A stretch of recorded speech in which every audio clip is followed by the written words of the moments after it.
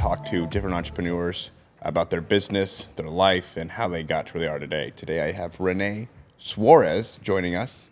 How you Hi, doing? Renee. I'm good. How are you? If I was any better, I'd be twins. So, Renee, Yes, how many businesses do you own? Right now, there's one, two, three, four, five. Five. 5. Okay. And how did you get started in being an entrepreneur or running businesses? Well, I think that goes back to my, like, kind of the milestone of my life where I got sober first, right? I was living in an apartment in Jacksonville, Florida, right? Florida? In Florida, yeah. Are you Floridian? No, I'm not. I was okay. born in Glendale, but Oh, okay, so California all the way to okay, go ahead. yeah. So I got doing my thing right out there. I was doing door-to-door sales in Florida. You were door knocking? I was door knocking, dude. Good for you. In a suit every day in Florida, which is Oh like my the worst God. possible thing you could ever be doing, right? Yeah, that's intense. So I couldn't afford anything though. I wasn't like actually selling anything because I was high all the time, right? So You're just hot and sweaty for no reason. just hot and sweaty for no reason, hating my life, right? But I was living in Did this you get a apartment. base pay or was it all commission? It was all commission. Oh yeah, you're Yeah, I was screwed. Yeah. Completely screwed, right? So I'm sleeping on my dirty clothes wrapped in a fitted sheet, right? Oh, nice. Yeah, that's a that new was way. my- Now I know the secret. Okay. Yeah, cool. that was my mattress, right? Yeah. So my magic. My you know, magic so I mattress. ended up getting kicked out of that job. I got pulled into the job one day, right? And these guys, the owner of the company was like, yo, like, I can't have you around here anymore, dude. Like, you're super toxic. And how dude. old were you when this was? 21. 21. Okay. This was like 6 days after my 21st birthday. Cool. So I ended up coming back here. I did whatever, grown man does. I called my mom, Yeah, was of like, course. hey, like I need help. Right. And so, came back out here, ended up getting sober. I worked as like as a scab actually during the what's the strike or whatever during the, like at the supermarkets What's a and scab? stuff. Scab is somebody that crosses the picket line and actually works while people are striking. Oh shit. Okay. Yeah, so like I would cross the picket line at Ralph's in Laguna Beach, Yeah. and I worked in the produce section for $20 an hour, right? Got a car, was getting my life back together.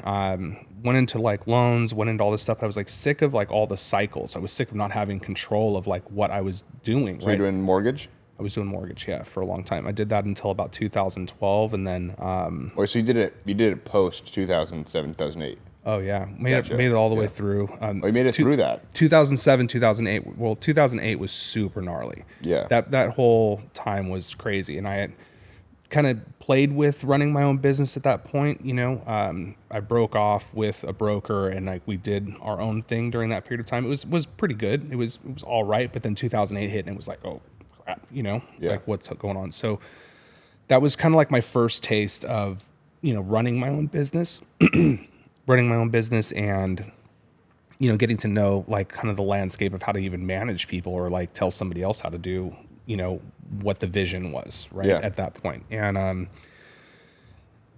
ended up getting back over to another lender, worked with them, but I was really had gotten like this taste of having control of my own environment, right, and being able to lead people, right, and realized that I was actually kind of good at it. Yeah. And so it was about the time that e-cigarettes came out, Gotcha. So Right. this was like 2011, 2012, right? 2011, 2012. And it was really interesting because, I was a heavy smoker, right? And I just saw this stuff and I'm like, wow, this is a really cool opportunity, to get involved in this somehow. I started just watching around, looking around. See, you have an e-cigarette in your lap. What brand is that? It's the new Nick Pearl. Oh, Yeah. When the Pearl lands, you hit it, right? are you gonna send me some Nick pics? I don't know. I don't know if we've gotten there yet, Chris. But yeah, dude. And I started looking around. I was like, look, I'm gonna open up some retail stores. I was gonna go that whole route, and That's the route I went. that is the route that you went originally, right? Yeah, originally, I opened my first retail store in 2013, and it wasn't successful. It wasn't. It wasn't. No, it was 3 years of just breaking even and paying the bills. But Why? it just, looking back, the location, the first thing was the location, and it takes a lot to build a brick and mortar. Like, it takes a few years to actually build it correctly, typically speaking. And, about a year in, we started in the wholesale business. And so I lost focus on the retail. Do you think that with the way the digital marketing is today, that would have been a different experience for you back then? I think today it would be a completely different experience for sure, because I look at that as like at least 12 to 14 months before I jumped into wholesale of like a ton of lessons of like how to market, how to sell, how to get new clients. And I mean, you can see it with premium today. Like a lot of the stuff I've learned the past decade, like I implemented there, and we're basically September's our first, is our anniversary of officially being open, and like we're slammed. That's great, dude. Yeah, you've done really cool with that thing, dude. But anyways, it's very attractive. You're in 2011, 2012, and you're smoking a pack of grits a day. Yeah, and so I'm on my way to Comic-Con with one of my friends. Of course you are. Yeah. Have you been to Comic-Con? No. Why not? Have you been to Comic-Con? It's super fun. It is? Okay. It's did you dress fun. up? I did. Oh. Yeah. Okay. Like myself. Okay. It's first time. That's pretty villainous, yeah. I was like, I don't know. Went down there. We stayed at the Hard Rock, whatever. Anyways, with one of my friends. In LA, right? In LA? No, it was San Diego. That's okay, like cool. the premier. The premier location for Comic-Con. San Diego. Yeah, San Okay, Diego. It's down in gotcha. Gaslamp. It's super awesome. It's Cool. rad. But anyways, Bunch of anime people running around. Yeah. Okay. But it's rad. Okay, cool. Anyways, so you would go again? I would. They take over the whole city, dude. Oh damn! It's Like just a bunch all of of Gaslamp. creatures everywhere. It's awesome. Yeah, Wow. it's like Halloween on steroids. Does the city like that? I think so. I'm sure it brings a lot of business to the city, like as a Okay, whole. cool. I mean, I'm all just of the thinking, bars are because packed. we just did Monterey Car Week, and Monterey loves it, but a lot of the locals don't like it because we just cram up in there. I'm just thinking of like, if I just, I'm like 60 or 70 trying to like mind my own business, and I just see a bunch of Pokemon people running around. I'd be like, what the is happening? Yeah, anytime you screw with somebody's routine, right, Yeah. they get all messed up. Right? So like, I don't really validate that, from as like a form of whatever. But like, they closed down all of 6th Street, I believe it's 6th Street. Okay. They closed that down, and there's the whole street is just people lined up, and they're going in and out of the convention center. It's super rad. Anyways, we're on our way down there, right? Yeah. And Smoking grits. smoking grits. Actually, wasn't smoking in the car because my friend didn't smoke, so that was Good guy. yeah. So Respectable. Got to respect the boundaries, Yeah. right? Except for the people that get pissed when people are in their town, right? Yeah. Yeah, that one too. Yeah. So, anyways, down there, and I was like, man, like I really want to get into this e-cig market. So I just want to revisit something. What's up? So I live in the hills, like around the Mission Viejo area, RSM area. If my like town got taken over by anime people, I'd be pissed. I mean, if I had to grocery shop or go get food, I'd be like, hey, Pikachu, get the out of here. I'm trying. What is happening? Why is there 15 of you here? Why you gotta take it out on Pikachu, dude? I'm just saying. I'd be like, bro, why? Why? I go to the same place every day. There's like 50 Gokus in here. Like, get out of here. Yeah, I mean, Okay. Anyway, so apparently you have a problem with Gokus. I'm and just saying. I'm Pikachus. just saying the crowd would be. Anyway, so you are like, I want to get. You're at Yeah. Comic-Con and you're daydreaming about e-cigs. Yeah, we're on the drive down, and I was like, look, I really want to get into this. And Where'd you I'm first telling- see e-cigs, by the way? Where did I foresee it? Yeah, like, I first saw it like no. taking over. No, where'd you first see it? I was buying them from, I think, e-cig Gallery at that point, which is, do you remember e-cig Gallery? Shout out Ed Bolin. Ed Bolin. Anyways, Where is he today? Who knows? who knows, man? But he was kind of one of the pioneers, and I was buying e-cigs at that point. And I thought it was like a valid solution Yeah. for quitting smoking, right? And it hadn't reached anywhere near saturation, or anybody was really aware of what it was. If I pulled out a device at that point, people were like, "What?" People looked at me like I was nuts. Yeah, what are you doing? Yeah. Do you even know what you're putting inside your body? Yeah. And Why is this person a fog machine? right? Yeah. Well, back then it was like the C4 cartridge. Yeah. There's no fog coming out of that thing, dude. It was okay. so Pre that. Okay. it was So I had one so- too. I had a Sigalike back in 2010. Yeah. Yeah. Okay. So you know exactly what I'm talking. Those things barely hit, right? Yep. You were, lucky if you got vapor coming out, which Yep. was one of my biggest pet peeves about the whole situation. Anyways, fast forward, I started like diving into the whole thing. My friend said he would back me, to do whatever I wanted to do. And I was like, okay, cool. So I started looking around at opportunities, ended up finding two guys in a rehab, right, that had started this juice line, and it was called Space Jam, and they were in a couple of stores. I think they were doing like, the biggest month they had was like $80,000 a month, right? And considering I'd come from like the loan, side of things, all that stuff, I was pretty confident I could put together a sales team and open up, retailers across the United States. So we pitched them on doing what we were going to do. We closed the deal, and we essentially took a portion of their company, and then we scaled that company really quick. We scaled up to, I think it was like 1.7 million in a month in 5 months, right? Damn. Yeah. So we went from 80 grand to 1.7 million in 5 months. And all I did was just implement a sales team and scale that sales team, hiring some people to manage, right? And give some infrastructure to the company as far as, CRM, different things like that, right? And that's the beginning, dude. Like, you started retail, right? I jumped right into just scaling sales teams, Yeah. right? Like that was my thing. So yeah, I don't know. Does that answer your question? Yeah, no, that's great. That's great. I think that's why I was so attracted to wholesale. Was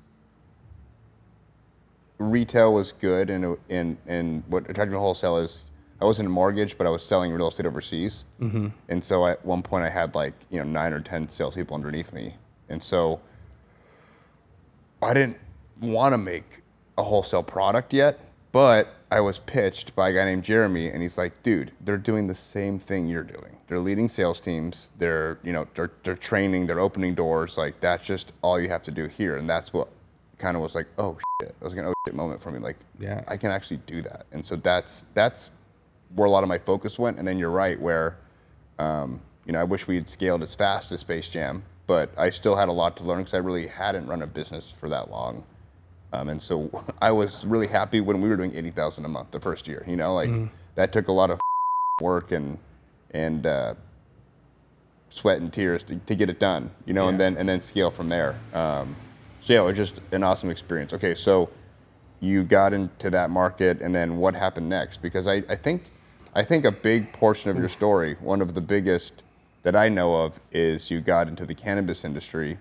And I don't know how much you can share with us on that situation, but we've been able to bond over a similar situation in both our lives. So, you exit or whatever, start cannabis, and did it go public? Is that what happened? Mm-hmm. Yeah. So walk us through what you can with that. I think it's important that people because I've fallen victim of this, of getting way too big, bringing on partners, playing with the idea of going public, and then it happens, goes south, because money gets involved. Go ahead. Yeah, when you get into that scalable mindset, right, and you're looking at how to scale your business as fast as possible, you want to bring in smart people that can take on a role in the company and run with it, right? Yep. And I guess a lot of what I've learned is, trust but verify along the way, right? And I have a lot of checks and balances in place to make sure that people will be held accountable for what they do, right? But yeah, I left Space Jam about the August 2016 time, August 8th, 2016, right? That was about when I got my buyout, and went into e-cigs, other stuff. Was that planned, or just everything happened? I guess let's talk about that too, right? Like, there were some partnerships that were there, right? And the guy that I originally got in business with, he really thought that he was, the best businessman that ever lived. His parents run a multi-billion-dollar company, or his brother does, right? Mm-hmm. And so he's got these experiences and these shoes that he had to fill, and so that created a lot of animosity between us, and it got to a point where I was not even talking to them. I was just absolutely furious at how they were approaching business, this mindset that they had and the direction that they wanted to take the business. So essentially I was forced buyout at that point of that company. Gotcha.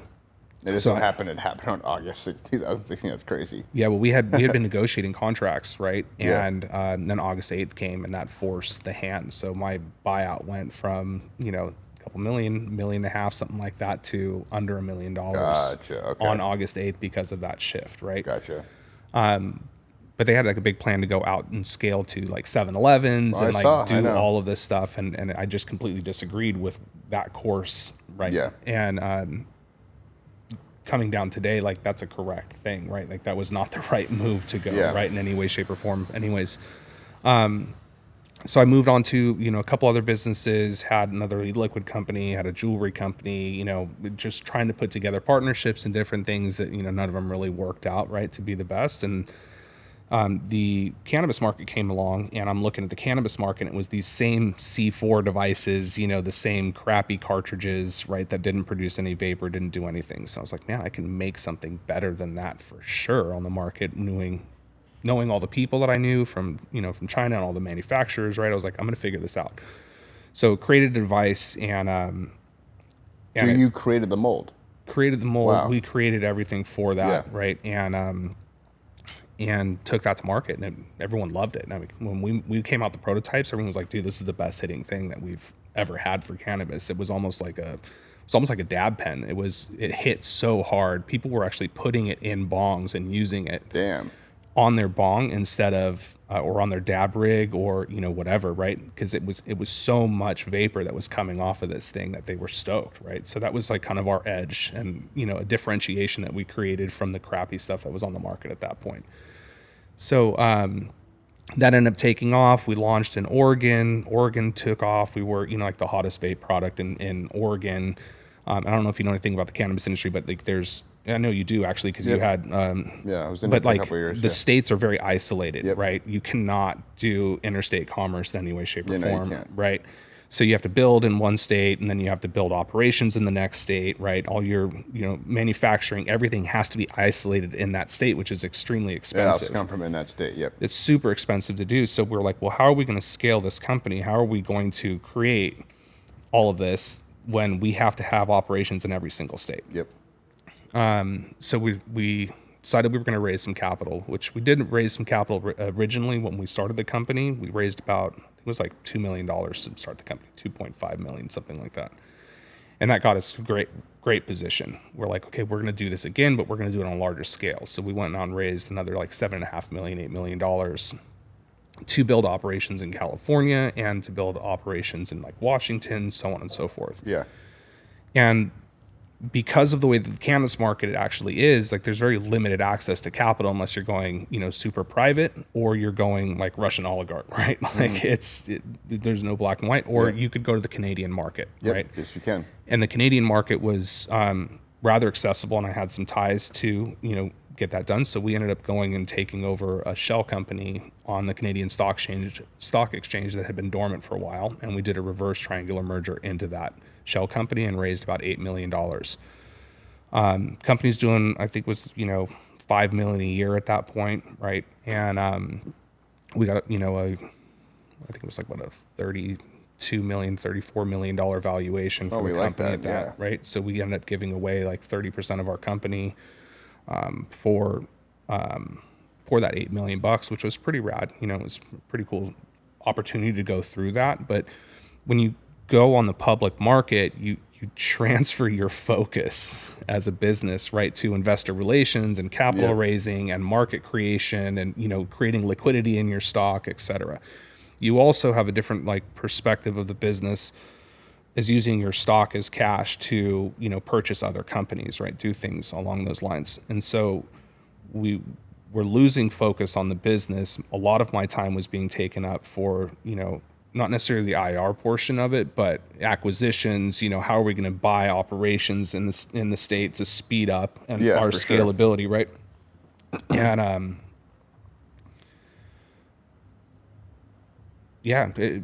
that's what it came. So we started losing focus on the business. Revenue started, having some issues, right? And my partner and I, at that point, had started having, some disagreements. I didn't agree with how he was running things, and I had brought him in originally for marketing purposes, right? Because like that's not one of my fortes is marketing. I think that you're really good at, creating awareness as a whole, right?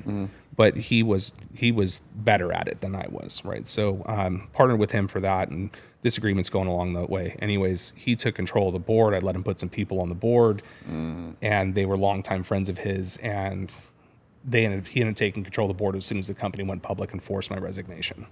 Similar to what you had going on right on your side. Yeah. You want to, I mean, how did that all go down? Yeah, I mean, I have a couple episodes out that talk about just this, but essentially, it was me and one guy that started the business, and at the end there was like 6 of us, and I had been approached 6 months before my forced resignation to force another resignation or a forced buyout, and I just don't really operate that way, and I just basically at that time brushed it off, and it was a very big lesson to learn.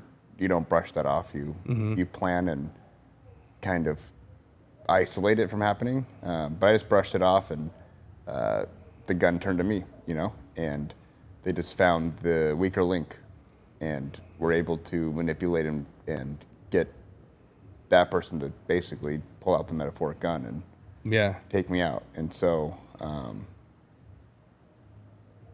yeah. Yeah. Yeah. It's brutal. Like people get this idea, like for instance, So I will say this though, learning from that lesson, like I have, which we own a business together too, but my OAs are pretty lengthy now. Whether it be me having majority and being able to buy other people out or holding the votes, and vice versa. I know I've been a minority in some businesses I own, and I like to plug it in. I can go on the reverse too. That's the beautiful thing. It's a really good operating agreement that if there is a disagreement, cool. Like I don't have to be here. There's already a predetermined buyout. There's a plan. There's interest attached. Like we can just elect to do that, and I can just leave, and vice versa. So I don't ever have to go through a situation like that again. what were some of the I guess signs that things were going down that you chose to paint like red flags as green flags along that path before it actually happened?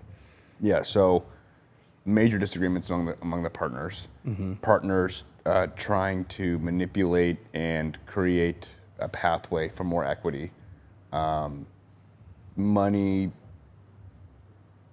issues or the way payments were accepted. $1.5 million in fraud that was just brushed off. So I never really knew where that money went. Obviously being approached at different times to get other people out to strengthen their position.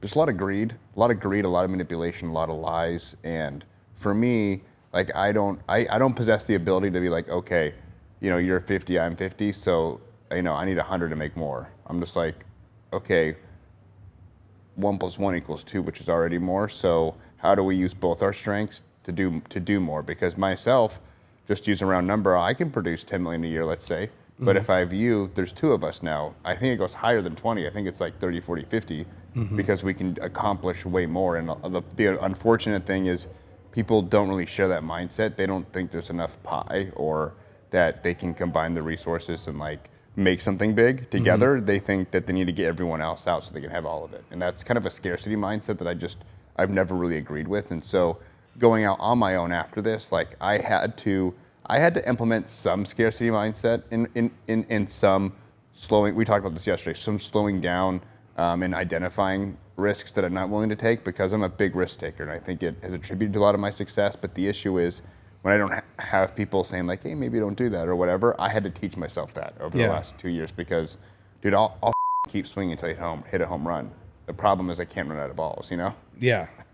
A question that I like to close with is, if there's one thing you tell any aspiring entrepreneur or person that wants to start a business, one piece of advice, one suggestion, what would it be and why? Don't give up. Don't give up. You're going to fail 1,000 times. And those 1,001. Yeah, those 1,000 times are going to they're going to train you, they're going to teach you, they're going to tell you exactly what you need to do, and you will start to handle situations that used to baffle you.